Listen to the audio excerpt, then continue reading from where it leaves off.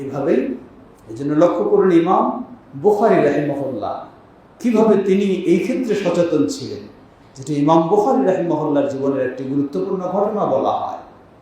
তিনি একদিন পানিপথে সফর করছিলেন, সাথে তার মা 1000 স্বর্ণের দিনার দিয়েছিলেন। নিয়ে যাচ্ছেন সমুদ্র পানিপথ পাড়ি দিয়ে ওই পাশে হাদিস শিখার জন্য মুহাদ্দিসের কাছে যাচ্ছেন।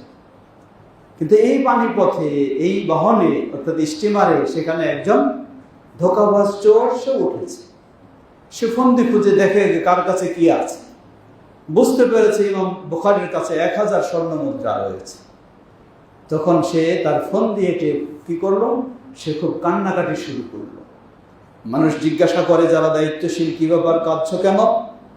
সে বলা শুরু করলো যে আমার কাছে 1000 স্বর্ণ মুদ্রা ছিল, কে জানি এটা আমাকে চুরি করে নিয়েছে। টার্গেট হলো ইমাম বুখারীকে চোর বানাবে, তারটা আদায় করবে। তিনি সাদাসিধা মানুষ। ইমাম বুখারী রাহিমাহুল্লাহ তিনি বুঝলেন যে এ তো এই ফোন দিয়ে এটেছে। তিনি ইমাম বুখারী রাহিমাহুল্লাহ খুব সহজে কিনারায় গিয়ে, সেই লঞ্চের কিনারায় গিয়ে 1000 স্বর্ণ মুদ্রা সবটাই তিনি পানিতে ফেলে দিলেন।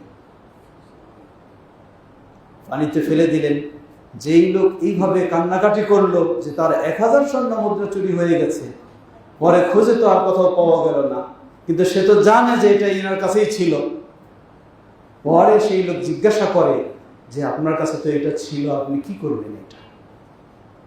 ইমাম বুখারী রাহিমাহুল্লাহ বললেন, দেখো আমি যখন বুঝলাম যে এই 1000 স্বর্ণ মুদ্রার লোভে এইরকম চিন্তা করে আমাকে চোর বানানোর একটা চেষ্টা চলছে, আমি আমার জীবনে যত কষ্ট করে রাসূলুল্লাহ সাল্লাল্লাহু আলাইহি ওয়াসাল্লামের হাদিস শিখেছি, সংরক্ষণ করেছি, আমি যদি আজকে চোর বলে মিথ্যাভাবে প্রমাণিত হই, গোটা জীবনেই আমাকে পরিচিত করা হবে ইমাম বুখারী স্বর্ণ মুদ্রা চুরি করেছে, তার হাদিস আর কোনোদিন গ্রহণ করা হবে না।